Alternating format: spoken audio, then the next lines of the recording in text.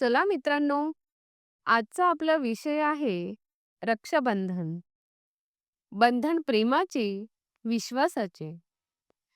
भारत हा सणांचा देश आहे. येथे वर्षभर विविध सण साजरे होतात.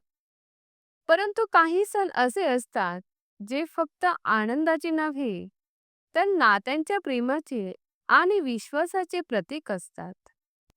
रक्षाबंधन हा असाच एक अतिशय पवित्र आणि भावनिक सण आहे, जो बहीण भावाच्या नात्यातील नितांत प्रेम, आपुलकी आणि विश्वास दर्शवतो. रक्षाबंधनाचा अर्थ आहे रक्षणाचे बंधन. या दिवशी बहीण आपल्या भावाच्या मनगटावर राखी बांधते आणि त्याच्या दीर्घायुष्यासाठी प्रार्थना करते. तर भाऊही तिला सर्व संकटांपासून वाचवण्याचे वचन देतो. हे फक्त धार्मिक औचित्य नसून हे भावनिक नाते घट्ट करणारा एक सुंदर सोहळा आहे. रक्षाबंधनाची पार्श्वभूमी. रक्षाबंधनाचा इतिहास पाहिला तर अनेक पौराणिक कथा आढळतात. त्यामध्ये सर्वात प्रसिद्ध कथा कृष्ण आणि द्रौपदी यांची आहे. एकदा श्रीकृष्णाच्या हाताला दुखापत झाली, तेव्हा द्रौपदीने आपल्या साडीचा तुकडा फाडून त्याच्या हाताला बांधला. त्यावेळी कृष्णाने तिला वचन दिलं की तू जेव्हा संकटात असशील तेव्हा मी तुझं रक्षण करेन. याच घटनेला रक्षाबंधनाचा उगम मानलं जातं. तसेच दुसरी कथा आहे राजा बली आणि लक्ष्मी देवीची.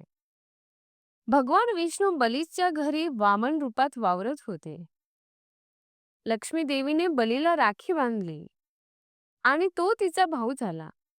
म्हणून राखी फक्त रक्ताच्या नात्यापुरती मर्यादित नाही, तर विश्वास आणि प्रेमावरही आधारित असते. राखी एक धागा, हजार भावना. राखी ही फक्त धागा नाही, ती बहिणीच्या मनातील प्रेमाची गाठ असते.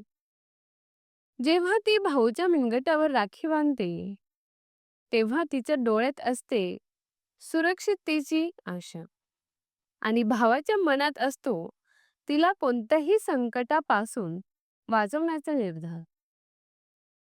त्या औक्षणाच्या क्षणी एक शांत भाव असतो दोघांच्याही मनात. लहानपणी एकत्र खेळलेले क्षण, एकमेकांसाठी लपवलेले गिफ्ट्स, भांडण आणि मग काही मिनिटात समेट. काही शब्द न बोलताच मनामनात खूप काही बोलून जातं. भावंडाचं अटूट नातं. रक्षाबंधन म्हणजे फक्त एका दिवशी राखी बांधून गिफ्ट देणं नाही. हा दिवस आठवण करून देतो की कितीही मोठं झालो, कितीही दूर गेलो, आपलं नातं मात्र कायम जवळच राहील. काही वेळा बहिणी दूर असतात, लग्नानंतर दुसऱ्या शहरात, परदेशात. पण राखी आली की तिचं पत्र, फोन किंवा व्हिडिओ कॉल येतो आणि त्या क्षणी वाटतं आपलं बंधन किती घट्ट आहे. भावा, लहानपणी तुझ्या खांद्यावर बसून मी फटाके पाहिले होते. आता आयुष्याच्या गर्दीतून तूच मला हक्काचं वावरण्याचं बळ देतोस. अशा भावना बहिणीच्या मनात असतात, पण त्या बोलून दाखवायच्या नसतात. कारण राखीच त्या भावना व्यक्त करत असते. आई वडिलांसाठीही एक आनंदाचा दिवस. रक्षाबंधनाच्या दिवशी फक्त भावंडाचंच नातं नव्हे, तर आई वडिलांचं मनही आनंदाने भरून येतं. त्यांना वाटतं आमचं घर अजूनही एकत्र आहे, आमची मुलं एकमेकांशी जोडलेली आहेत. कधी भावाला गिफ्ट घेता न आल्यामुळे अपराधी वाटतं, पण बहीण म्हणते माझ्यासाठी तुझं अस्तित्वच गिफ्ट आहे. सामाजिक दृष्ट्या रक्षाबंधनाचे महत्त्व. रक्षाबंधन हा केवळ कुटुंबापुरता मर्यादित न राहता समाजातील बंधुभाव वाढवणारा सण देखील आहे. काही ठिकाणी महिलांनी सैनिकांना पोलिसांना राखी बांधून त्यांच्याबद्दल कृतज्ञता व्यक्त केली आहे. यामुळे या सणाचे सामाजिक मूल्य वाढते. शालेय विद्यार्थ्यांसाठी देखील हा सण एक प्रेरणा असतो. एकमेकांमध्ये मैत्री, प्रेम आणि एकोपा असा कसा असावा याचे बोध या सणामुळे मिळतात. शहर असो वा गाव, गरीब असो वा श्रीमंत, सर्वत्र या दिवशी भावंड एकत्र येतात आणि एक सुंदर क्षण साजरा करतात. निष्कर्ष: रक्षाबंधन म्हणजे भावंडांच्या नात्यातील अदृश्य पण अटूट धागा.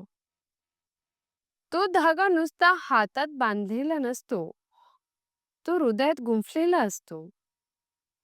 हे नातं कुठल्याही संकटात तुटत नाही, कारण ते विश्वासावर आधारित असतं.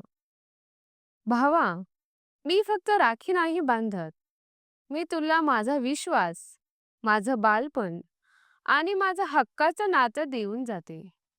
अशा या प्रेमळ, भावनिक आणि पवित्र रक्षाबंधन सणाला मनापासून सलाम. जर तुम्हाला आमचे व्हिडिओ आवडले असतील, तर कृपया लाईक आणि सबस्क्राईब करा. पुढील विषय कोणता हवा आहे ते कमेंटमध्ये कळवा. धन्यवाद.